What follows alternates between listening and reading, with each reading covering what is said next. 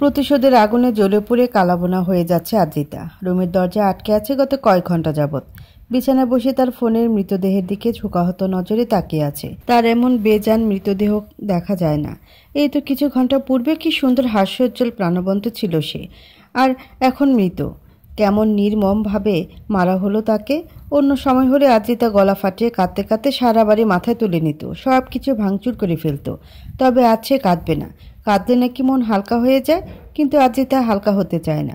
হালকা হলে রাগ কমে যাবে, আর রাগ কমে গেলে প্রতিশোধ কিভাবে নেবে, আর প্রতিশোধ তো সে নিয়েই ছাড়বে। আদ্রিতা চোখের পানি মুছে ফোনের মৃতদেহের উপর শূন্য হাত রেখে বলল, আমি কসম খাচ্ছি, কসম তোর মেগাপিক্সেল ক্যামেরার, তোর 32 জিবি র্যামের, তোর অ্যাপসগুলোর, তোর হাজার হাজার ছবি আর ভিডিওর কসম, যে তোকে এইভাবে নির্মম মৃত্যু দিয়েছে ওই মিশা সদাগরকে আমি উচিত শিক্ষা দিয়ে ছাড়ব।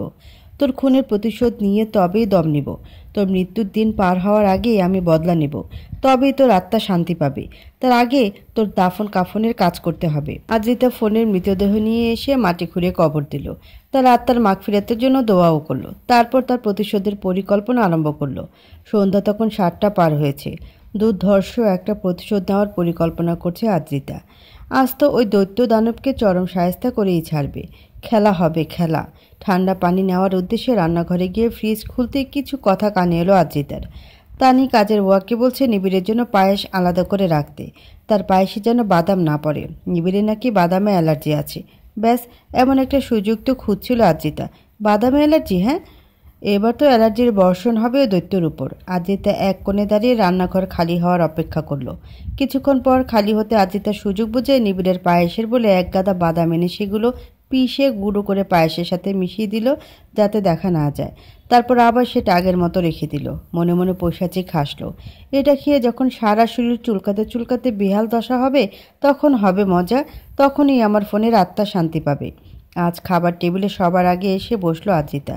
সে যে ফিল্ম ডাইরেক্ট করেছে তার রিলিজ হতে আর কিছু সময় বাকি মাত্র। একে একে সবাই এসে বসলো টেবিলে। নিবিড়ও এসে যথারীতি আদ্রিতার পাশের চেয়ারটায় টেনে বসলো। আদ্রিতার ভেতরের প্রতিশোধক সত্তা এক্সাইটেড হয়ে উঠল। মেন কোর্স শেষে পায়েস পরিবেশন করলো তিনি। নিবিড়ের সামনে সেই আদ্রিতার বাদাম মেশানো বোল রাখা হলো। আদ্রিতার নিজের পায়েস 1 চামচ মুখে নিয়ে আরও চোখে নিবিড়ের খাওয়ার অপেক্ষায় রইল। অতঃপর নিবিড় পায়েস 1 চামচ মুখে দিল। 1 চামচ খেয়ে কেমন যেন স্থির হয়ে গেল। হালকা ঘাবড়ে গেল আদ্রিতা। টের পেয়ে গেল না তো আবার? সেকেন্ড 2 স্থির থেকে আবার খাওয়া শুরু করলো নিবিড়। স্বস্তির নিঃশ্বাস ছাড়লো আদ্রিতা। মনে মনে পৈশাচিক হাসি দিল। একটু পরে আসলে এন্টারটেনমেন্ট শুরু হবে। কিন্তু আদ্রিতার আশানুরূপ রেসপন্স এলো না। নিবিড় অনায়াসে পায়েসের বোল চেটেপুটি খেয়ে ঢেকুর তুলে উঠে চলে গেল। হতাশ হলো আদ্রিতা, তবে আশা ছাড়ল না। ভাবলো হয়তো কিছুক্ষণ সময় লাগবে বাদাম কার্যকর হতে। রুমের মাঝে পায়চারি করছে আদ্রিতা। রাত প্রায় 11টা বাজতে চলল। কিন্তু আদ্রিতার পরিকল্পনার মোড় কি এখনও ডিম পারল না কেন? এখনও নিবিড় ভাইয়ার কোনো সারা শব্দ পাওয়া যাচ্ছে না কেন? গন্ডারের চামড়া নাকি? কোনো প্রতিক্রিয়াই হচ্ছে না। বাদামের পরিমাণ বোধহয় কম ছিল, আরও বেশি করে দেওয়া লাগতো। আদ্রিতা নিজের রুমের দরজা হালকা খুলে মাথাটা চোরের মতো বের করে দিয়ে এদিক ওদিক উকি দিয়ে সিচুয়েশন পর্যবেক্ষণ করলো। রাস্তা ক্লিয়ার দেখে আস্তে করে বের হয়ে ধীরে ধীরে নিবিড়ের রুমের সামনে এসে দাঁড়ালো। দরজায় কান ঠেকে ভেতরের অবস্থা পর্যালোচনা করার চেষ্টা করলো। না, রেজাল্ট ওর ব্রেনের মতোই জিরো। নিজের পরিকল্পনা অসফল হওয়ায় বিরক্ত আর হতাশমুখী সরে এলো নিবিড়ের দরজার সামনে থেকে। রাস্তায় তান্না সামনে পড়ল। আদ্রিতার লটকানো চেহারা দেখে তান্না চশমার কোনা ঠেলে বলে উঠল, কি হয়েছে অরি? মুখ এমন প্যাঁচার মতো বানিয়ে রেখেছিস কেন? আদ্রিতা বিরক্ত মুখে বলল, ছাগলের ডিম হয়েছে, অমলেট বানিয়েছি, খাবি? না, তুই তো জানিস আমি অমলেট খাই না, তুই খা বেশি করে। বলেই হাসতে হাসতে চলে গেল তান্না। অসহ্য বিরক্তি আর রাগ নিয়ে রুমে ফিরে গিয়ে বিকট শব্দে দরজা আটকে দিল। ঘুমের মাঝে কেমন শোরগোলের আওয়াজ শুনে চোখ বন্ধ অবস্থাতেই কপাল কুঁচকে এলো আদ্রিতার। ঘুম কাতরে আদ্রিতা নড়ে চড়ে আবার ঘুমিয়ে পড়ল। হঠাৎ কেউ তাকে ঠেলতে শুরু করলো। এই অরি, ওঠ, দেখ কি হয়েছে। তানহা ডাকাডাকির অত্যাচারে বিরক্ত হয়ে চোখ কুঁচকে তাকালো আদ্রিতা। তানহার ক্রন্দনরত আর আতঙ্কিত মুখটা দেখে ফট করে চোখ বড় বড় করে মেলে তাকালো। দরফরে উঠে বসে বলল, কী রে তানু, কাঁদছিস কেন এত রাতে? কি হয়েছে? তানহা কান্নাজড়িত কণ্ঠে বলল, অরি ভাইয়া। আদ্রিতা ভ্রু কুঁচকে বলল, ভাইয়া? ওনার আবার কি হয়েছে? ভাইয়ার অবস্থা খুব খারাপ রে অরি। হঠাৎ করে কি যেন হয়েছে, খুব অসুস্থ হয়ে গেছে ভাইয়া। ডক্টর আঙ্কেল এসেছে ভাইয়াকে দেখতে। আমার ভয় করছে ভাইয়ের ওই অবস্থা দেখে। চমকে উঠল আদ্রিতা। এসব আবার ওই বাদামের জন্য হয়নি তো? ঘাবড়ে গিয়ে আদ্রিতা বিছানায় ছেড়ে দৌড় দিল নিবিড়ের দিকে। নিবিড়ের রুমের দরজায় এসে দাঁড়াতেই আটকে উঠল সে। পরিবারের সবার ভিড় জমেছে এখানে, সবার মুখে চিন্তার ছাপ। ভিড়ের ফাঁক দিয়ে কম্পিত কদমে সামনে অগ্রসর হলো আদ্রিতা। বিছানায় নজর যেতেই পদযুগল সেখানেই থমকে গেল। কেঁপে উঠল অন্তর। বিছানায় শুয়ে থাকা ব্যক্তিটা যে নিবিড় ভাইয়া তা বুঝতে পারলেও তাকে চেনা দেয়। সে তো মানবের ফর্সা মুখটা রক্ত জমাট বেঁধে গেছে, সারা শরীরে লাল লাল ছোপে ঢেকে গেছে। কি ভয়াবহ অবস্থা হয়েছে। আর এক নাগারে কেসে যাচ্ছে, কাশতে কাশতে দম আটকে যাচ্ছে যেন তার। সোনা মা ছেলে শিওরে বসে মাথায় হাত বুলিয়ে যাচ্ছে, মুখে আঁচল চেপে কান্না দমন করার চেষ্টা করছে। তবে নীরব আখি যুগল সে বাধা মানছে কই? ডক্টর চেক আপ করছে। এসব দেখে আদ্রিতার হাত পা কাঁপতে লাগলো। বুকে ঘটল চিনচিন ব্যথার উৎপত্তি। সে তো এ মানবকে কষ্ট দিয়ে আনন্দ পেতে চেয়েছিল, কিন্তু এখন তাকে দেখে আমার আনন্দ কেন হচ্ছে না? এসব কি আমার ওই বাদাম মেশানোর কারণে হয়েছে? না না, তা কি করে হয়? অ্যালার্জিতে তো শুধু গা চুলকায়। এসব কেন হবে? আমি তো শুধু তাকে চুলকানি দিতে চেয়েছিলাম, নিশ্চয়ই অন্য কিছু হয়েছে। কিন্তু ডক্টর যখন জানালো নিবিড়ের এই অবস্থা অ্যালার্জির কারণেই হয়েছে, তখন আদ্রিতার বুক কেঁপে উঠল। থরথর করে কাঁপতে লাগলো সারা শরীর, নড়ার শক্তি হারিয়ে ফেলল। ভয়ে আত্মা শুকিয়ে খড়খড়। এটা কি করে ফেললাম? নিবিড় ভাইয়ের এই অবস্থা আমার জন্য হয়েছে। সবাই জানলে কি করবে আমার সাথে? ওনার এই করুণ অবস্থা তো আমি চাইনি। কান্না আসছে আদ্রিতার, ভীষণ কান্না। হঠাৎ মাথা কেমন ঘুরতে লাগলো। দাঁড়িয়ে থাকার শক্তি পাচ্ছে না সে। শক্তিহীন হয়ে পেছাতে নিয়ে পড়ে যেতে নিলে জুহি আদ্রিতাকে ধরে ফেলে উদ্বিগ্ন হয়ে বলল, অরি কি হয়েছে? ভয় পাস না, সব ঠিক হয়ে যাবে। নিবি ঠিক হয়ে যাবে, তুই শান্ত হ। লম্বা নিঃশ্বাস নে। জুহি আদ্রিতাকে জড়িয়ে ধরে রুম থেকে সরিয়ে আনলো। আদ্রিতার নার্ভাস ব্রেকডাউনের সমস্যা আছে, তাই ওকে শান্ত করা দরকার। জুহি আদ্রিতাকে ওর রুমে এনে বসিয়ে এক গ্লাস পানি খাইয়ে দিল। মাথায় হাত বুলিয়ে একটু শান্ত করার চেষ্টা করলো, কিন্তু আদ্রিতার মন এখন কিছুতেই শান্ত হবার নয়। নিঃশ্বাস ভারী হয়ে আসছে তার। চোখের সামনে বারবার নিবিড়ের এই করুণ অবস্থা ভেসে উঠছে। অপরাধ বোধে বুকের মাঝে তীব্র যন্ত্রণা হচ্ছে। নিজের উপর প্রচুর রাগ হচ্ছে। নিজের বোকামির কারণে আজ নিবিড় ভাইয়ের কি অবস্থা হয়েছে। এত রাফার কেন আমি? নিবিড় ভাইয়া ঠিকই বলে, আমি আসলে একটা বলতি, না হলে কিভাবে না বুঝে ওনাকে এত অসুস্থ অবস্থায় পৌঁছে দিলাম। জুহি চলে যেতেই বালিশে মুখ গুজে কাঁদতে লাগলো আদ্রিতা। মনে মনে দোয়া চাইলো নিবিড় ভাইয়া যেন ঠিক হয়ে যায়। ঘুমের মাঝে ফ্যাসফ্যাসে কান্নার সুর শুনে ঘুম ভেঙে গেল নিবিড়ের। ডক্টর অ্যান্টিডোটের ইঞ্জেকশন দিয়ে গিয়েছিল, তাই ঘুমিয়ে গিয়েছিল সে। শরীরের ব্যথা আর র্যাশ অনেকটা কমেছে। হাত বাড়িয়ে টেবিল ল্যাম্পটা জ্বালালো নিবিড়। বিছানার পাশে বসে নাক টেনে কাঁদছে আদ্রিতা। হঠাৎ আলো জ্বলে উঠে খানিক হকচকিয়ে মাথা তুলে নিবিড়ের পানে তাকালো সে। পরক্ষণে অপরাধ বোধে ফোপাতে ফোপাতে কান্নার জোর বাড়ল। কাঁদতে কাঁদতে নাক চোখ লাল টকটকে হয়ে গেছে। নিবিড়ের দৃষ্টি নির্নিমেষ। কিছুক্ষণ স্থির দৃষ্টিতে তাকিয়ে দেখলো আদ্রিতার কান্না ভেজা মুখ, যেন অনেক ইন্টারেস্টিং কিছু দেখছে সে। নিবিড়ের এভাবে শান্ত চোখে তাকিয়ে থাকতে দেখে আদ্রিতার কান্নার বেগ বাড়ল বই কমল না। কাঁদছে কম, ফোপাচ্ছে বেশি। হাতের উল্টো পিঠ দিয়ে নাক মুছছে বারবার। এই পর্যায়ে নিবিড় দুই হাতে ভর দিয়ে হেডবোর্ডে হেলান দিয়ে বসলো। হালকা বিরক্তির সুরে বলল, এ মাঝরাতে কি আমাকে তোর কান্নার ভেরিয়েশন দেখাতে এসেছিস? আমার 0%ও ইন্টারেস্ট নেই, যা এখান থেকে ফুট। আদ্রিতা সরল না, বরং ফোপানোর সুর বাড়ল। নিবিড় বলে উঠল, বাই দ্য ওয়ে, মাঝরাতে এমন মরা কান্নার কোনো বিশেষ কারণ? জামাই মরে গেছে তোর? এবার কিছু বলতে চেষ্টা করলো আদ্রিতা, ফোপাতে ফোপাতে বলল, সরি। কেন? পায়েসে বাদাম মিশিয়েছিস বলে? চমকে তাকালো আদ্রিতা। তার মানে উনি জানতো সব, তাও খেয়েছে? কেন খেলো? আদ্রিতার প্রশ্নসূচক চাহনি দেখে নিবিড় ঠোঁটের কোণ কিঞ্চিত বাঁকিয়ে বলল, ও আচ্ছা, এখন বুঝতে পারলাম আসল কাহিনী। তুই আসলে নিজের পরিকল্পনা বিফলে যাওয়ার জন্য কাঁদছিস। এই যে আমি এখনো বেঁচে আছি, এই জন্যই তো কাঁদছিস। দেখ, এতে আমার কোনো দোষ নেই। আমি কিন্তু ডাক্তার ডাকিনি। আচ্ছা ঠিক আছে, যা আবার বাদাম পায়েস বানিয়ে আন। এবার আর তোর মনোকামনা বিফলে ফেলবো না। কাল সকালেই আমার ডেড বডি দেখতে পাবি। এবার খুশি তো? আহত চোখে পানির ফোয়ারা নামলো আদ্রিতার। হঠাৎ কেমন অস্বাভাবিক হলো হৃদস্পন্দনের গতিবেগ। নিঃশ্বাস ভারী হয়ে আসলো। হাত পা কাঁপতে লাগলো অস্বাভাবিক হারে। শরীর হঠাৎ ঘামতে লাগলো। চোখের নজর এলোমেলো। আদ্রিতার এই পরিবর্তন নিবিড়ের নজরে এলো। তার শান্ত চোখে ধীরে ধীরে উদ্বিগ্নের কালো ছায়া জমতে লাগলো। বুকে ভাঁজ করে রাখা হাত দুটো খুলে নিবিড় আদ্রিতার দিকে এগিয়ে যেতে যেতে সন্ধিহান সুরে ডাকল, অরি। আদ্রিতার অস্বাভাবিক ভাব আরও বাড়ল। চোখের নজর অন্যরকম হচ্ছে, তীর তীর করে কাঁদছে চোখের পাতা। আদ্রিতা নিবিড়ের পানে তাকে কিছু কম্পিত সুরে বলার চেষ্টা করলো, সরি আমি। গলার স্পষ্ট, কথা বলতে পারছে না সে। চোখের সামনে ঝাপসা দেখছে কেমন। নিবিড় আদ্রিতার কাছে এসে দুই হাতে আদ্রিতার মুখটা ধরে উদ্বিগ্ন সুরে বলল, পুতুল কি হয়েছে? আমি বুঝতে পারিনি। ওকে ওকে, রিল্যাক্স, শান্ত হ, take a deep breath. Adrita বারবার একই কথা বলার চেষ্টা করতে লাগলো, সরি নিবিড় ভাই। পুতুল শান্ত হ, আমি মজা করছিলাম। শান্ত হ, টেক এ ব্রিথ, শ্বাস নে। আদ্রিতার শ্বাস নিতে কষ্ট হচ্ছে, চোখ দুটো ঘোলাটে হয়ে আসছে কেমন, কণ্ঠস্বরও জড়িয়ে এলো, ঠোঁট হালকা নড়ছে, কিছু বলার চেষ্টায় তবে আওয়াজ বের হচ্ছে না। নিবিড়ের চোখে ভীতি। নিবিড় হঠাৎ আদ্রিতার মাথা বুকের মাঝে চেপে ধরে বলল, শান্ত হ পুতুল, শ্বাস নে, তুই আমার লক্ষ্মী পুতু। বাক্য সম্পূর্ণ করতে পারল না নিবিড়। ততক্ষণে আদ্রিতার নিস্তেজ শরীর ঢলে পড়েছে, স্থির হয়ে গেল নিবিড়। হাত জোড়ায় মৃদু কম্পন হলো। আস্তে করে আদ্রিতার মাথাটা ধরে সামনে এনে ধরতেই জ্ঞানশূন্য আদ্রিতার মুখখানা নিবিড়ের হাতের মাঝে পেছন দিকে হেলে পড়ল। স্তম্ভিত নিবিড় মূর্তির মতো ক্ষণিক সময় তাকিয়ে রইল আদ্রিতার মুখপানে। হাতের কম্পন ক্রমশ বাড়ল।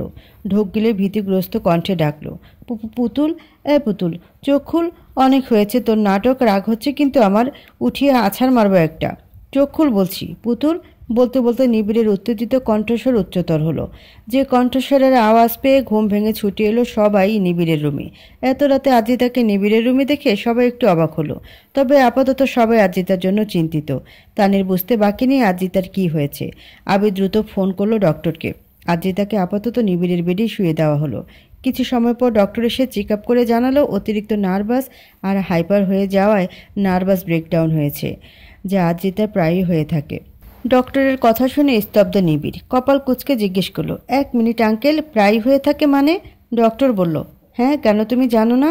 অরি মামনির তো এই সমস্যা অনেক বছর হলো। বেশি হাইপার বা নার্ভাস হয়ে গেলে ও জ্ঞান হারিয়ে ফেলে।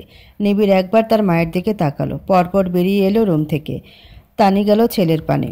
তানি লিভিং রুমে এসে দেখলো নিবিড় মাথা চেপে ধরে সোফায় বসে আছে। ছেলের মনোভাব এখন কী পরিমাণ বিধ্বস্ত তা অনুমান করতেও ব্যর্থ হচ্ছে তানি।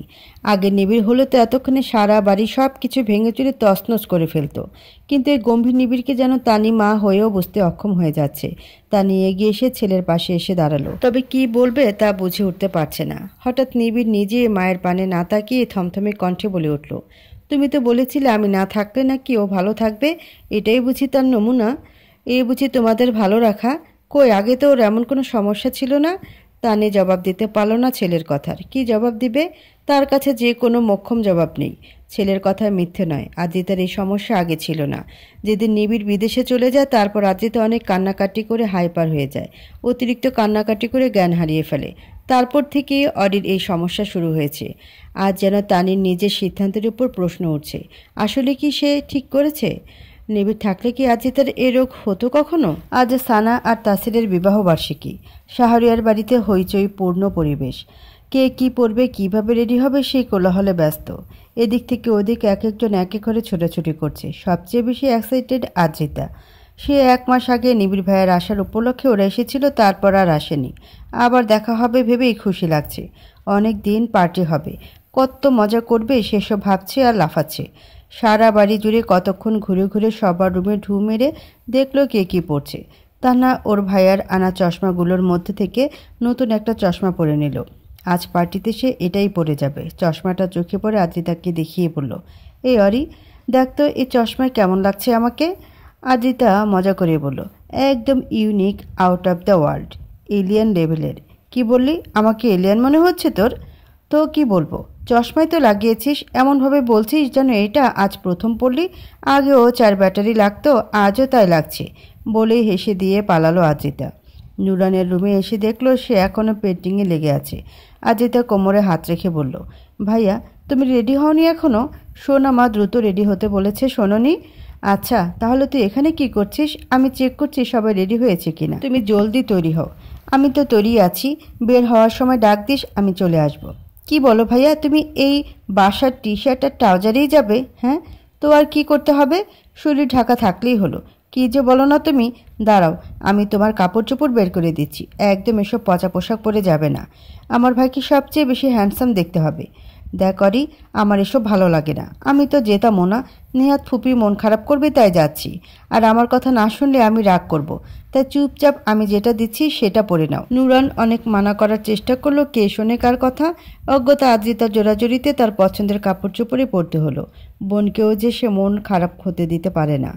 জুহির রুমে এসে ভ্যাবাচাকা খেয়ে গেল আদ্রিতা। দ্রুত চোখের উপর হাত রেখে বলল, ও সরি, আমি কিছু দেখিনি। দেখলেও কাউকে বলবো না যে ফিরোজ ভাইয়া ভাবিকে শাড়ি পরিয়ে দিচ্ছিল।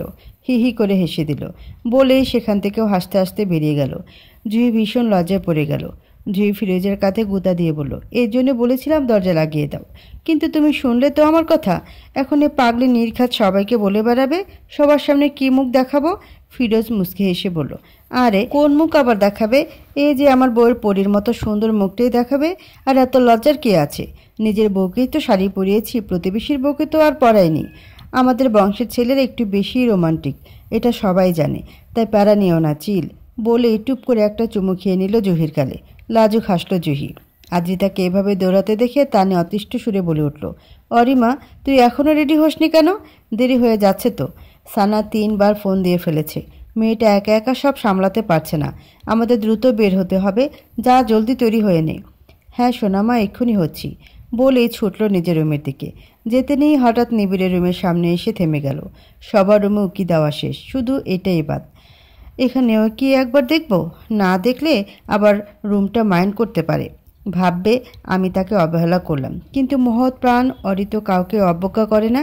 তাই আজই তার রুমটা আস্তে করে হালকা একটু খুলে সামনে ঝুঁকে কোনো রকমে শুধু মাথাটা হালকা এগিয়ে দিয়ে ভেতরে উকি দিল।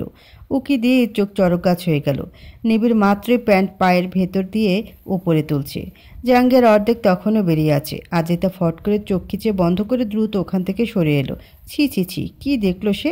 লোকটা কি অসভ্য, দরজা না লাগিয়েই কাপড় চেঞ্জ করছে। বিদেশ গিয়ে এত পড়ালেখা করেও ম্যানার শেখেনি। আচ্ছা, নিবিড়কে এমনভাবে বকছে যেন সব দোষ নিবিড়ের। তার ওভাবে অন্যের রুমে উকি দেওয়াটা মোটেও দোষের মাঝেই পড়ে না, বরং রুম আটকে না রেখে নিবিড়েই ঘোর অপরাধ করেছে। পুরো আলমারি ঘেঁটেও নিজের জন্য কোনো পছন্দসই ড্রেস খুঁজে পেল না আদ্রিতা। গাল ফুলিয়ে বসে পড়ল সে। এখন পার্টির জন্য কি পরবে সে? এখন তো শপিংয়ে যাওয়ারও সময় নেই। মনটাই খারাপ হয়ে গেল তার। হঠাৎ তানহা ও রুমে এসে একটা প্যাকেট এগিয়ে দিয়ে বলল, এটা নে, কাল রাতে ভাইয়া সবার জন্য শপিং করে এনেছিল। এটা তোর জন্য। আমার কাছে দিয়েছিল তোকে দেওয়ার জন্য, কারণ তুই ঘুমিয়ে পড়েছিলি। এক নাগারে কথাগুলো বলে প্যাকেট আদ্রিতার হাতে ধরিয়ে দিয়ে চলে গেল তানহা। আদ্রিতা প্যাকেট খুলতেই মিষ্টি রঙের একটা জর্জেটের গাউন ড্রেস বেরিয়ে এলো। আদ্রিতার চোখ চকচকে হয়ে উঠল। যাক, দৈত্যদানব হলেও চয়েস ভালো আছে। কি সুন্দর ড্রেস। আজ তো পার্টিতে আমাকেই সবচেয়ে সুন্দর লাগবে। খুশি মনে আদ্রিতা জলদি ড্রেস পরে তৈরি হয়ে নিল। মেকআপ করলো না। ওই বাসায় গিয়ে সানভির কাছ থেকে মেকআপ করিয়ে নেবে। সানভি আবার এসবে এক্সপার্ট। সারাদিন সাজসজ্জা নিয়ে গবেষণা করাই ওর কাজ। তাই এখন আর বেশি কিছু করলো না। শুধু চুলটা আঁচড়ে নিয়ে জুতো পরতে নিল। জুতো পরতে নিয়ে পায়ের নুপুরজোড়া আবারও দেখলো আদ্রিতা। নুপুরজোড়া তার এখন কেমন পছন্দের হয়ে উঠেছে যে দিক, তবে তার এখন এটা খুব ভালো লাগে। সবাই যখন ওর নুপুরের দিকে চোখ গেড়ে তাকিয়ে থাকে তার খুব ভালো লাগে। নিজেকে খুব স্পেশাল মনে হয়। মনে মনে পরাকে ধন্যবাদ দেয় আদ্রিতা। ক্যাবিনেটের উপর থেকে ফোনটা হাতে নিল। ফোনটাও নিবিড় ভাইয়া দিয়েছে। সেদিনের পরের দিনে ফোনটা ওর রুমে রেখে গিয়েছিল, যেমন করে পেস্ট্রি কেক রেখে গিয়েছিল। ফোন খুলতেই হুমকি ভরা মেসেজও মুখের উপর ছুঁড়ে মেরেছিল। মেসেজটা এমন ছিল যে, আমি যদি আর কখনো নিজের ছবি ফেসবুকে আপলোড করি তাহলে নাকি পরদিনই আমার মৃত্যুর খবর পোস্ট হবে। রাগ হয় আদ্রিতার। সে কি আগেও কখনো ছবি আপলোড করতো নাকি? ওই ছবিটা তো ওর বান্ধবী হিয়া করেছে আর ওকে ট্যাগ দিয়েছিল, কিন্তু সেসব কথা বলার সময় দিলে তো আগে ফয়সালা জারি করে দেয়। ফোনটা হাতে নিয়ে নূপুর পরা পায়ের কয়েকটা ছবি তুলো আদ্রিতা। তারপর বেরিয়ে এলো। বাইরে থেকে তানি সবাইকে ডাকছে দ্রুত বের হওয়ার জন্য। বাইরে এসে দেখলো তানি গিফটগুলো গাড়ির ডিকিতে তুলছে। আদ্রিতা এগিয়ে গিয়ে তানির গলা জড়িয়ে ধরে আদরে গলায় বলল, ওয়াও সোনামা, তোমাকে তো হেভি জোস লাগছে এ শাড়িতে। চাচু আজ চোখ সরাতে পারবে না দেখো।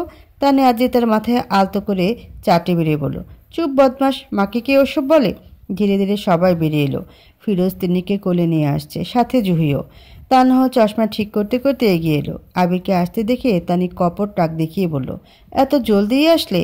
আরও ৩-৪ দিন লাগিয়ে আসতে। মেয়েদেরও এত সময় লাগে না রেডি হতে যতটা তোমার লাগে। বুড়ো বয়সে ভীমরতিতে ধরেছে। আবির অবিশ্বাস্য চেহারা করে বলল, ইজ বুড়ো ম্যান। আমাকে কোন দিক দিয়ে তোমার বুড়ো মনে হয়? এখনও রাস্তায় বের হলে মেয়েরা ফিদা হয়ে যায়। হ্যাঁ, ওই রাস্তার কানাফকিনিগুলো হবে এত বিগ ইনসালাদ। ওরিমা তুই আমাকে কোন দিক দিয়ে বুড়ো মনে হয়? একদম না চাচ্চু, বরং তোমাকে তো নিবিড় ভাইয়ারও ছোট মনে হয়। তুমি মন খারাপ করো না, আজ পার্টিতে একটা নতুন গার্লফ্রেন্ড বানিয়ে ফেলো, তাহলেই তোমার ইনসালাতের ফ্রুট কাস্টার্ড হয়ে যাবে। আবির তার কানের কাছে হালকা ঝুঁকিয়ে একটু দমানো গলায় বলো, এটা একটু বেশি হয়ে গেল না অরিমা? ভুলে যাস না, আমাদের কিন্তু এই বাড়িতেই থাকতে হবে। তোর সোনামা কিন্তু ক্রাইম পেট্রোল দেখে দেখে অনেক আইডিয়া পেয়ে গেছে, আমাকে তার প্রথম কাস্টমার না করে ফেলে। হাসলো আদ্রিতা। আরমান আর আহনাফ সাহেব এলো।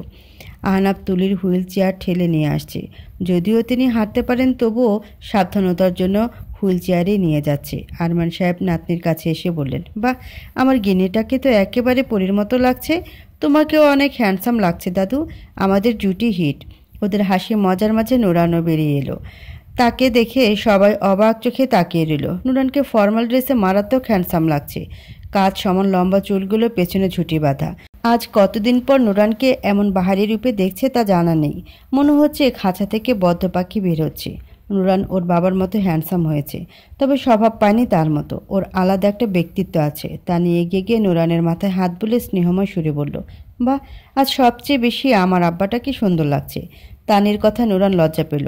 এসব তার কাছে কেমন অড লাগে। তাই সে চুপচাপ একটা গাড়িতে গিয়ে এক কোণায় বসে পড়ল। সব শেষে আসলো নিবিড়। তাকে দেখে তার হৃদস্পন্দনের গতিবেগ বেড়ে গেল। নিবিড় ব্লু জিন্সের সাথে ডিজাইনার কুর্তা পরেছে, যার রাউন্ড কলার একপাশ দিয়ে কুচির মতো ডিজাইন আর নিচের একদিকে কোনার মতো ঝোলানো। আদ্রিতা খেয়াল করলো নিবিড়ের কাপড়ের রং আর ওর কাপড়ের রং এক। উনি কি ইচ্ছে করে ম্যাচিং পোশাক কিনেছেন? ভাবতেই বুকের মাঝে ঢাকঢোল পিটাতে লাগলো। পার্টি তো ওখানে যাওয়ার পর শুরু হবে, তাহলে আদ্রিতার এখনই বুকের মাঝে ডিজে ওয়ালে বাবু হিট বাজাচ্ছে কেন? ওরা গাড়িতে একে একে উঠতে নিলেই তখনই অপরাহ্ন বাইক নিয়ে এসে ওখানে হাজির হলো। সবাইকে এইভাবে দেখে বলে উঠল, কিরে নিবিড়, কোথাও যাচ্ছিস তোরা?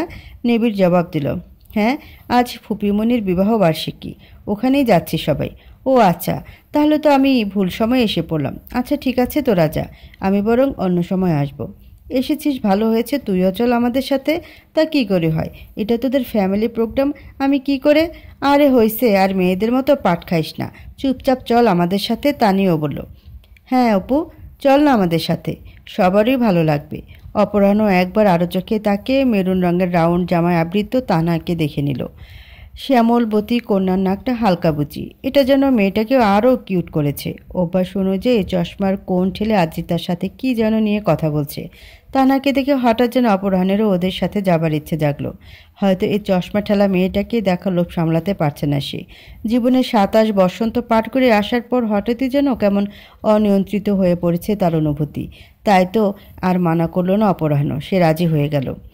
আরমান আর আহনাফ সাহেবরা এক গাড়িতে, তানি, আবির আর ফিরোজার পরিবার এক গাড়িতে, আর ইয়াং জেনারেশন সব এক গাড়িতে সিদ্ধান্ত হলো। অপরাহ্ন নিজের বাইকই ওদের গাড়ির সাথে যাবে জানালো। সবাই নিজ নিজ গাড়িতে উঠে বসলো, কিন্তু ছোট্ট তিনি জিদ হলো সে টম চাচ্চুর গাড়িতে যাবে। আদ্রিতা ওকে কোলে নিয়ে ওদের গাড়িতে নিয়ে গেল। নুরান, তান্না আর আদ্রিতা পেছনে বসলো। নিবিড় ড্রাইভিং সিটে বসে বলল, তোরা কেউ সামনে আয়, আমি এখানে তোদের ড্রাইভার লাগেনি। নুরান বলল, ভাইয়া, আমার সামনে বসতে অস্বস্তি লাগে, ওরা কেউ যাক, তান্না মাঝখানে বসা, তাই অজ্ঞতা আদ্রিতাকে উঠতে হলো। তিন্নিকে কোলে নিয়ে সে নিবিড়ের পাশে এসে বসলো। সানগ্লাস চোখে লাগিয়ে গাড়ি স্টার্ট দিল নিবিড়। তিনি আদ্রিতার কোল থেকে বলে উঠল, আমি টমচাচ্চুর চম্মা নেব। আদ্রিতা আরও চোখে একবার নিবিড়কে দেখে নিয়ে তিন্নিকে বোঝালো, ওটা নেওয়া যাবে না, ওটা তোমার বড় হবে না, আমি নিব। আদ্রিতা কিছু বলতে যাবে তার আগে নিবিড় চশমাটা খুলে ওদের দিকে এগিয়ে দিল। আদ্রিতা চশমা নিয়ে তিন্নির চোখে পরিয়ে দিল। তিন্নি খুশি হয়ে হাসলো। আদ্রিতা ফোন বের করে তিন্নির চশমা পরা লোকের সাথে ছবি তুলতে লাগলো। হঠাৎ তিনি চশমা খুলে আদ্রিতার চোখে পরিয়ে দিল। আদ্রিতা মোবাইলের স্ক্রিনে দেখলো তাকে এই চশমায় দারুণ লাগছে।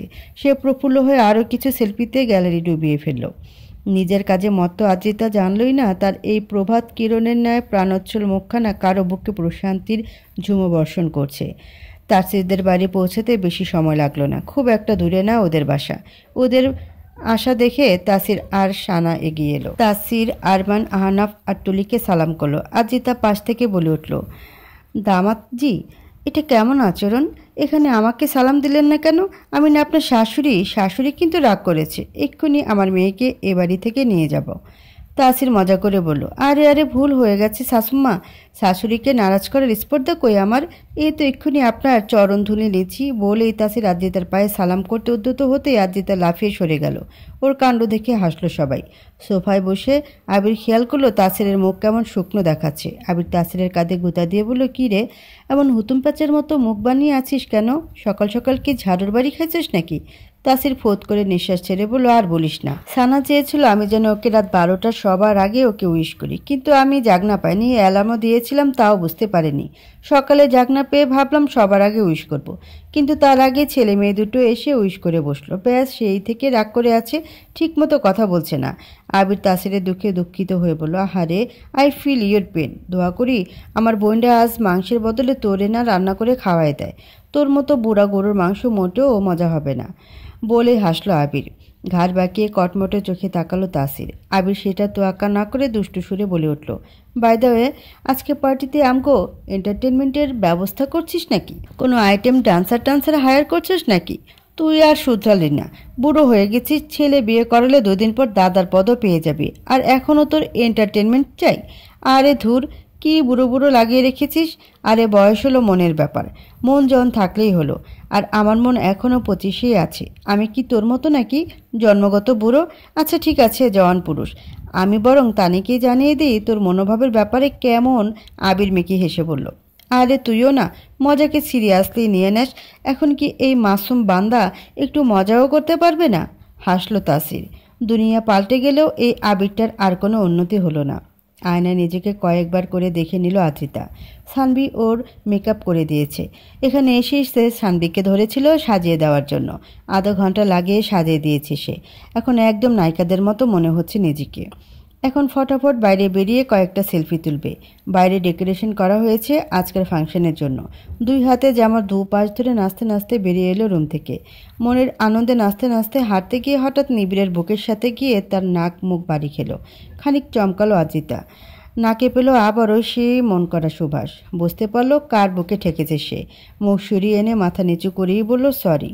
বলে দ্রুত পায়ে পাশ কাটিয়ে চলে যেতে লাগলো। 2 কদম এগোতেই পেছন থেকে নিবিড়ের রাশভারী কণ্ঠ শোনা গেল, স্টপ। থেমে গেল আজিতা। বুকের মাঝে একটু ধুকপুক করতে লাগলো। নিবিড় আজিতার সামনে এসে বলল, মাথা তোল। আজিতা মাথা তুলল না। মাথা নিচু রেখেই বলল, সরি নিবিড় ভাই, আমি সত্যি দেখতে পাইনি। নিবিড়ের শক্ত কণ্ঠস্বর, আমি মাথা তুলতে বলেছি তোকে। নিবিড় নিজে আজিতার থুতনি ধরে ঝটকায় মুখটা উপরে তুলল। আজিতার চোখ খিচে বন্ধ করে ফেলল। নিবিড়ের চোয়াল শক্ত হলো। দাঁতে দাঁত চেপে বলল, এসব কি মেখেছিস? আসার সময় তো মানুষই ছিলি, তো এখন এমন বনমানুষ সেজেছিস কেন? তুই কি ফুপির ম্যারেজ ডে উপলক্ষে আজ সবাইকে সার্কাস দেখানোর আয়োজন করেছিস নাকি? আজিতা মাথা 2 দিকে নাড়ালো, মানে সে এমন কোনো আয়োজন করেনি। নিবিড় বলল, তাহলে এমন জোকার সেজেছিস কেন? আর ঠোঁটে এমন শিয়ালের গুয়ের মতো কি লাগিয়েছিস? রাগ হলো আজিতার।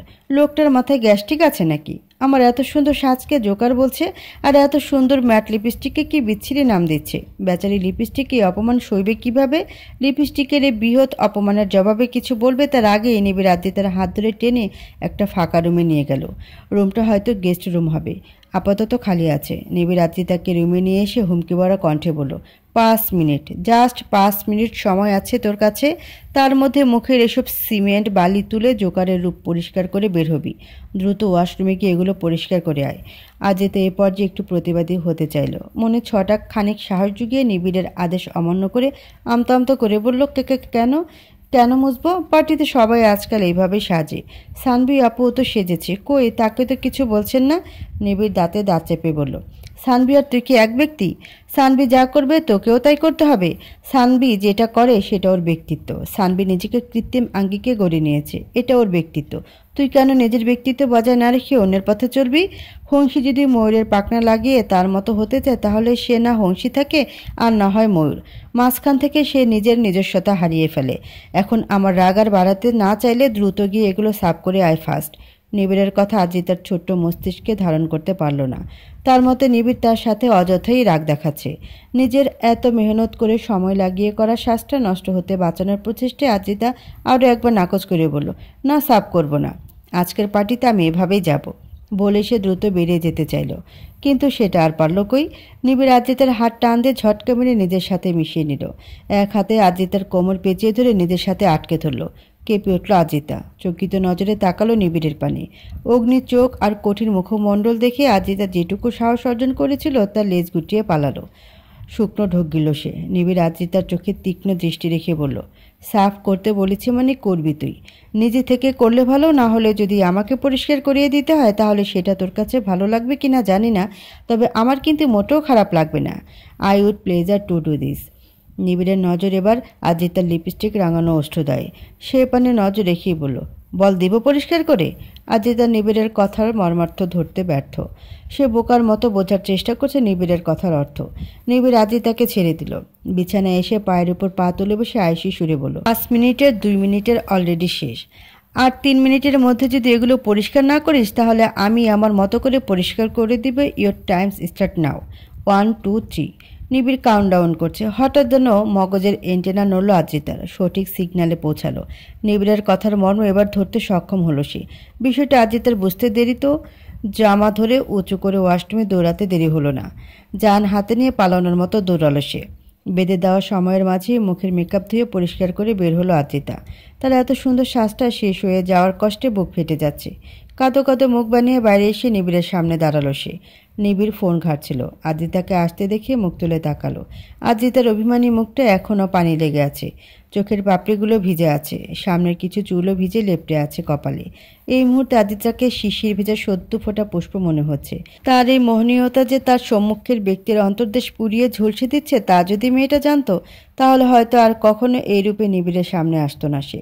নিবিড় তার রপ্ত করা অভ্যাস অনুযায়ী গোপন দীর্ঘশ্বাস ছেড়ে বলল, মুখ মুছ আর ড্রেসিং টেবিলের সামনে যা, আর স্বাভাবিক মানুষের মতো তৈরি হ। আজিতা মাথা নিচু করে ড্রেসিং টেবিলের সামনে গেল। এই দৈত্য দানবের সাথে তার এখন কোনো কথাই বলতে ইচ্ছে করছে না। ড্রেসিং টেবিলের সামনে গিয়ে দেখলো আজিতার ব্যবহার করা প্রোডাক্টগুলো সেখানে রাখা আছে। আজিতা একটু অবাকই হলো। বদলোকটা এগুলো এত জলদি কোথা থেকে আনলো? বেশি মাথা না ঘামে আজিতা মুখ মুছে নিয়ে মুখে স্নো লাগালো, হালকা একটু ফেস পাউডার দিল, চোখে একটু কাজল আর আইলাইনার দিল। সব শেষে ঠোঁটে হালকা রঙের একটু লিপস্টিক লাগালো। কাজ শেষে থমথমে মেজাজে বলল, হয়ে গেছে, এখন কি যেতে পারি আমি? নিবিড় তার মোবাইলে নজর রেখেই বলল, এখন একটু আয়নায় দেখ নিজেকে। আজিতা মুখ কালো করে আয়নায় দেখলো নিজেকে। ভালো করে পর্যবেক্ষণ করতে চোখ দুটো চমকিত হলো তার। এখন তো তাকে আগের চেয়েও ভালো লাগছে। উনি সত্যিই বলছিল, এত এত মেকআপের পরদে আসল সৌন্দর্যটাই হারিয়ে গিয়েছিল যেন। এখন এই সাধারণভাবেই ওকে কত সুন্দর লাগছে তা দেখে মন খারাপটা দূর হয়ে গেল আজিতার। মন প্রফুল্ল হয়ে উঠল। আয়নায় হঠাৎ নিবিড়ের প্রতিবিম্ব দেখে ঝট করে পাশে তাকালো আজিতা। নিবিড় আজিতার কাছে এলো। হাত উঠিয়ে আজিতার কপালে পড়ে থাকা অগোছালো চুলগুলো আঙ্গুলের সাহায্যে গুছিয়ে দিতে দিতে মোলায়েম সুরে বলল, প্লাস্টিকের ফুল যতই সুন্দর আর টিস্যুই হোক না কেন, তাতে কোনো সুবাস থাকে না। তুই কারোর মন বাগানে ফোটা একমাত্র নিষ্পাপ ফুল। তোর কোনো প্লাস্টিকের ফুলের মতো কৃত্রিমতার প্রয়োজন নেই। নিবিড়ের বলা বাক্যগুলো সম্পূর্ণ বুঝতে না পারলেও কেন যেন খুব ভালো লাগলো আজিতার। আনমনে সে তাকিয়ে রইল নিবিড়ের পানে। মন খারাপটা হুট করে একরাশ ভালো লাগায় পরিবর্তিত হলো যেন। নিবিড়ের শরীর থেকে সেই সুবাসটা আবারও মোহিত করছে আজিতাকে। চোখে ঘোর লাগছে তার। হঠাৎ মনে তার একটা সুপ্ত বাসনা জাগছে। নিবিড়কে জড়িয়ে ধরতে ইচ্ছে করছে তার। ধরবে কি জড়িয়ে? উনি আবার রাগ করবেন না তো? যদি ধমক দেন, উড়িয়ে আছাড় মারাটাও অপশনাল আছে। আজিতার হিসাব নিকাশের মাঝে নিবিড় হাত নামিয়ে বলল, এখন যা বাইরে, তবে সাবধানে চলবি। পার্টিতে বাড়ির লোকজন আসবে অনেক, তাই একা একা বেশি থাকবি না।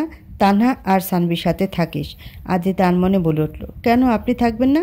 চকিত নজরে তাকালো নিবিড়। কিছুক্ষণ স্থির দৃষ্টিতে তাকিয়ে রইল আজিতার পানে। তারপর হঠাৎ মুখভঙ্গি পরিবর্তন করে বলে উঠল, কেন? আমাকে দিয়ে কি করবি তুই? এই তোর ধান্দা কী রে? তুই আমার কোলে চড়ে বেড়ানোর ধান্দা খুঁজছিস না তো? ভুলেও ভাবিস না, তোর মতো হাতিকে কোলে নিয়ে আমার কোমর ভাঙার কোনো ইচ্ছে নেই। যা দূরে গিয়ে মর। আজিতার সব ভালো লাগা মুহূর্তে হাওয়া ছোড়া বেলুনের ফুস হয়ে উড়ে গেল। মানে সে ভেবে পায় না মানুষ এতটা বহুরূপী কিভাবে হতে পারে। অসভ্য দৈত্য দানব একটা। রাগে কটমট করতে করতে বেরিয়ে গেল আজিতা। পেছন থেকে নীরব হাসল নিবিড়। আমি তো আছি তোর নিঃশ্বাসের কাছাকাছি। কাঁটাতারের বেড়ায় নয়, তোকে আগলে নিতে শুষ্ক পাতা ঢের হয়ে বক্ষ মেলে আছি। সন্ধ্যা হতেই পার্টির জমজমাট হতে শুরু হলো। বাইরে ঝিকিমিকি ফেরি লাইটের আলোয় ঘেরা পার্টি এরিয়ায় বাড়ছে মানুষের পদচারণা। মিউজিক সিস্টেমে বাজছে সফট মিউজিক। হাতে হাতে স্ন্যাক্সের প্লেট আর জুসের গ্লাস। কেউ বা নিজেদের মতো হাসি আড্ডায় মেতে আছে।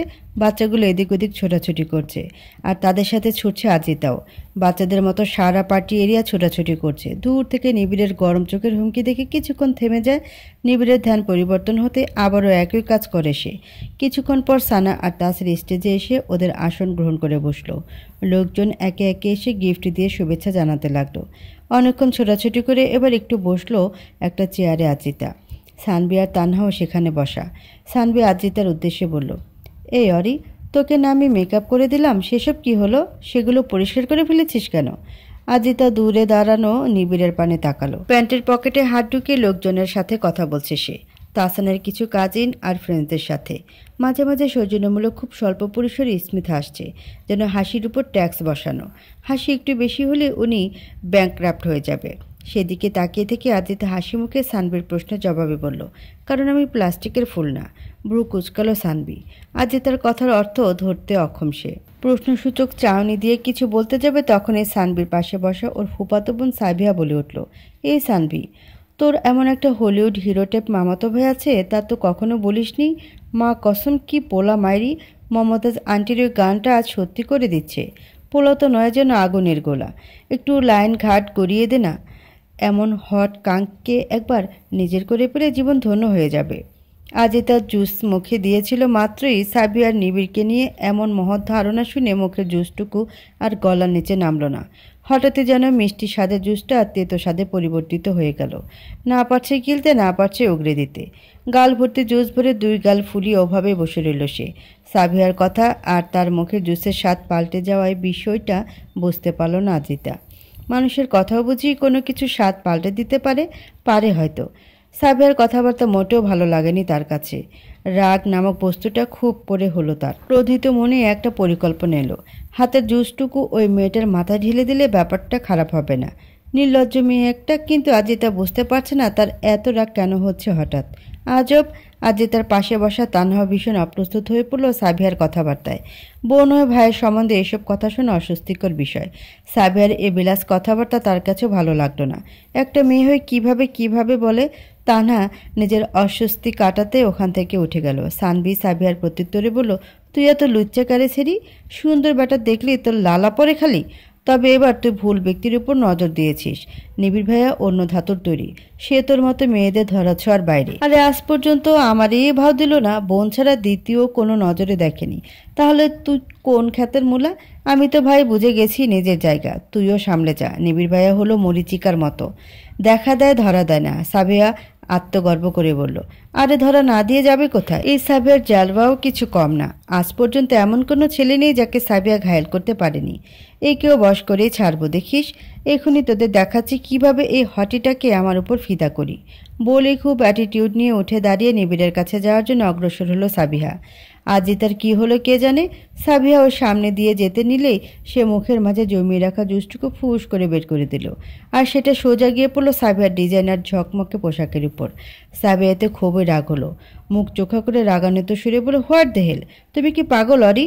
এটা কি করলে তুমি? আমার এত দামি ড্রেসটা নষ্ট করে দিলে। এত বড় ধামড়ি মেয়ে হয়ে গেছো, অথচ এখনও খাওয়ার ম্যানার শেখনি। তাহলে আসার দরকার কি মানুষের মাঝে? ঘরে বসে থাকলেই পারো যত সব। আজিতা প্রত্যুত্তরে বলল, সরি আপু, আমি ইচ্ছে করে করিনি। আসলে কেন যেন আপনার ড্রেসটা দেখেই আমার বমি আপনা আপনি বের হয়ে এলো। এতে আমার কি দোষ বলুন? সাবিয়া রাগে কটমট করতে করতে বলল, কি বলতে চাইছো তুমি? হ্যাঁ ওমা, আপনি তো দেখি কথাও বোঝেন না। মানে উপরের ফ্ল্যাট খালি। আমি তো না হয় ম্যানার্স জানি না, কিন্তু আপনি তো মেন্টাল রোগী। তাহলে আমার ঘরে বসে থাকা লাগলে আপনাকে তো সেকলে বেঁধে রাখা উচিত। You are very harmful for human. Sabiya রাগে কর্মর করতে করতে জমিনে পা গুতিয়ে চলে গেল তার ড্রেস পরিষ্কার করতে। মনে হয় এখন তাকে পুরো চেঞ্জই করতে হবে, তারপরে নিবিড়ের কাছে যেতে পারবে। সাবিয়া যেতে সানভি আটকে রাখা হাসির ফোয়ারা ছুড়ল। আজ তার কাজে খুব মজা পেয়েছে সে। ওই সাবিয়াটা ভালো শিক্ষা পেয়েছে, বেয়াদব ছেড়ি। পার্টির এত শোরগোল নুরানের ভালো লাগছে না। সে পার্টি এরিয়া থেকে সরে এসে একটু নির্জন স্থান দেখে বসলো। পকেট থেকে ফোনটা বের করলো। আজকাল তার আর ফোনের সম্পর্কটি একটু বেশি জোরালো হয়েছে। আর এই সম্পর্কের সূত্র হয়েছে সেই অজানা মেয়েটির বদৌলতে। বিগত কিছুদিন তাদের ফোনে টেক্সটের আদান প্রদান অনেকটাই রীতিগত হয়ে গেছে। রহস্যময় মেয়েটির কখনো রসিকতা, কখনো হেয়ালি, কখনো আবার খুব নিগুড় কিছু অভিপ্রায় নুরানকে বারবার বাধ্য করে মেয়েটির সাথে আলাপ করতে। যদিও তাদের মাঝে এখনও তেমন কোনো প্রণয় ঘটিত আলাপ হয়নি, বরং নুরান তো এখনও মেয়েটির নামই জানে না। প্রথম প্রথম কয়েকবার জানতে চাইলে মেয়েটি নানান হেয়ালিপূর্ণ কথা বলতো। এই যেমন নামে কি আসে যায়, শেক্সপিয়ার বলে গেছেন, what is in the name. পরবর্তীতে নুরানও তাই আর জিজ্ঞেস করেনি। থাক না কিছু পরিচয় অজানে, সব জানলে আর মজা কই। এই অজানা সম্পর্কেরও একটা আলাদা মজা আছে যা জানার মাঝে নেই। মোবাইলের নেট কানেকশন অন করতে টুং করে মেসেজ টোন বেজে উঠল ভূতনি নামের আইডি থেকে। নুরানই এই নিকনেম সেট করেছে। ঠোঁটের কোনো অস্পষ্ট হাসি ছুঁয়ে গেল নুরানের। এটা আজকাল প্রায়শই হয়, মেয়েটার সাথে চ্যাট করতে নিলেই তার ঠোঁটে এই হাসির রেখায় বিদ্যমান থাকে। মেসেজ ওপেন করলো নুরান। 10 মিনিট পূর্বে দিয়েছিল, লেখা আছে, আমার মন খারাপ, নুরান রিপ্লাই দিও। ভূতনিদেরও বুঝি মন খারাপ হয়? ভেরি ইমোশনাল ভূতনি তো আপনি। তা মন খারাপ হওয়ার কারণ কি? আজ কারোর ঘাড় মটকানোর সুযোগ পাননি বলে, নাকি কারোর রক্ত শুষে খেতে পারেননি বলে? রিপ্লাই এলো, এক, আমি ওসব খাই না, I am a pure vegetarian ভূতনি। তাহলে মন খারাপ কেন? সবসময় কি মন খারাপের কারণ থাকতে হবে? আমার মন এত ডিমান্ডিং না যে তার খারাপ হতে ডেভিল রিজন দরকার। তার যখন ইচ্ছে হয় এমনি এমনি খারাপ হয়ে যায়। এমনও আবার হয় নাকি? হয়তো। কেন, আপনার কখনো এমনি এমনি মন খারাপ হয় না? এসব মন খারাপ টোন খারাপ আমার হয় না। হয়তো আমার মনটা অনেক ডিমান্ডিং, তার খারাপ হওয়ার জন্য যথাযোগ্য কারণ চাই। আজ পর্যন্ত মন খারাপ হওয়ার তেমন কোনো কিছু পাইনি। Lucky you. এমন ডিমান্ডিং মন পাওয়া ভাগ্যের ব্যাপার। নাহলে আমার মতো নন ডিমান্ডিং মন পালা বড়ই মুশকিল। সে তো ওই নীর হারা পাখির ভ্রান্ত ছুটে চলা দেখেই উদাস হয়ে যায়, বিষণ্ণ হয় পৃথিবী কি বিদায় জানিয়ে গহ্বরে তলিয়ে যাওয়া রক্তিম সূর্যাস্ত দেখে। আকাশে নীলিমা যখন মেঘের পারদে ঢেকে যায় তখনও মনটা খারাপ হয়ে যায়। বাহ, আপনার মন খারাপের বিশ্লেষণ শুনে তো কেমন লোভ লাগছে। মনে হচ্ছে জীবনে একবার হলেও মন খারাপ হওয়াটা খুব জরুরি। যান, আমি আজ দোয়া করে দিলাম আপনার জন্য একদিন খুব করে মন খারাপ হয়, মন খারাপের দেশের রাজা হন আপনি। এটা আবার কেমন দোয়া? এটা দোয়া নাকি বদদোয়া? বদদোয়াই ভেবে নেন, দোয়া তো সবাই দেয়। এই ভূতনির বদদোয়ার জবান কবু না যায় খণ্ডন। ছু মন্তর ছু। হাসল নুরান। আর কিছু লিখবে তার আগেই খাবার জন্য ডাক পড়ল।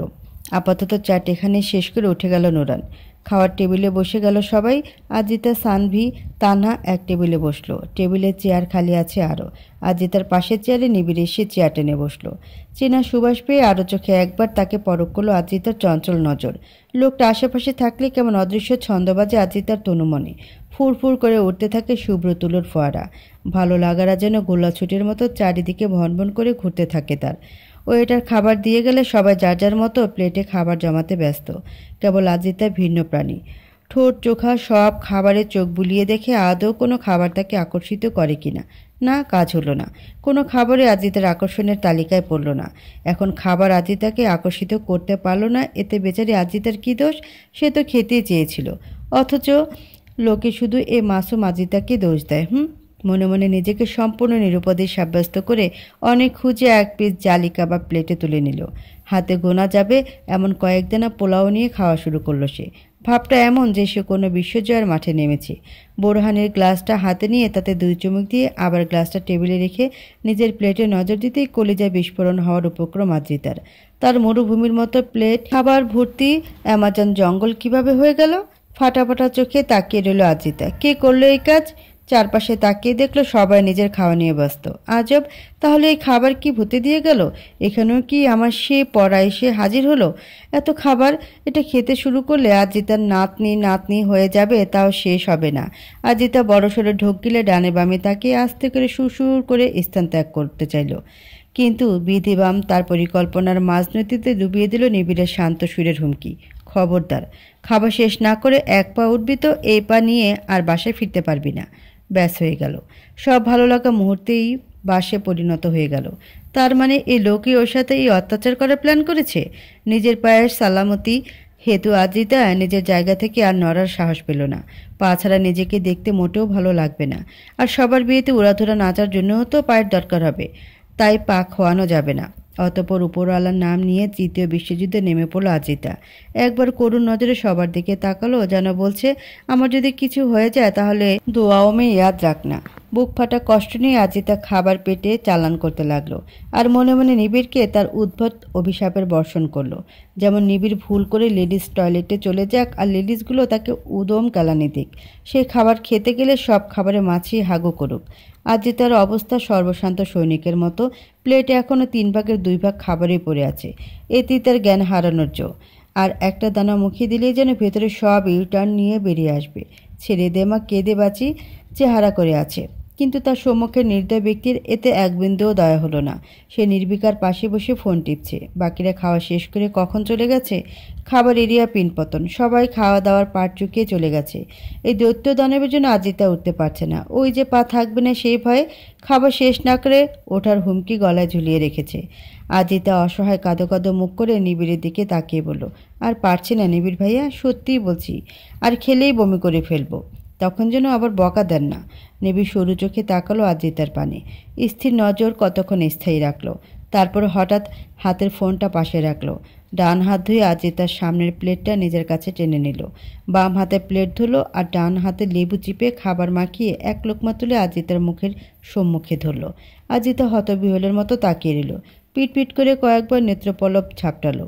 একবার নিবিড়ের হাতের দিকে তো একবার তার মুখের দিকে তাকাচ্ছে। উনি কি আমাকে নিজের হাতে খাইয়ে দিতে চাচ্ছে, নাকি আমার মগজের বাতি ফিজ হয়ে গেছে তাই ভুতুরে ভ্রম দেখছে? নির্ঘাত মগজে গ্যাস জমে গেছে। আজিতা ভ্রম পর মুহূর্তে ভুল প্রমাণিত হলো নিবিড়ের ধমকে ওঠায়। আবালের মতো তাকিয়ে না থেকে মুখ খুলে খাবার মুখে নিয়ে দেখি কিভাবে খাবার শেষ না হয়, জলদি মুখ খোল। আজিতা চোখের পাতা ঝাপটে কেঁপে উঠল। ঘোরের মাঝে ফট করে মুখ খুলে নিবিড়ের হাতের অপেক্ষাকৃত খাবার মুখে নিল। একটা ঘোরের মাঝে খাবার শেষ করলো আজিতা। শেষ করে সে নিজেও অবাক। সে কিভাবে এত খাবার খেয়ে ফেললো? ওনার হাতে কি জাদু আছে? আজ যেন খাবারের স্বাদ বেশি হয়ে গিয়েছিল মনে হচ্ছে। রাগ চলে গেল আজিতার। আবারও ভালো লাগার আর চারিদিকে গোল গোল ঘুরতে লাগলো।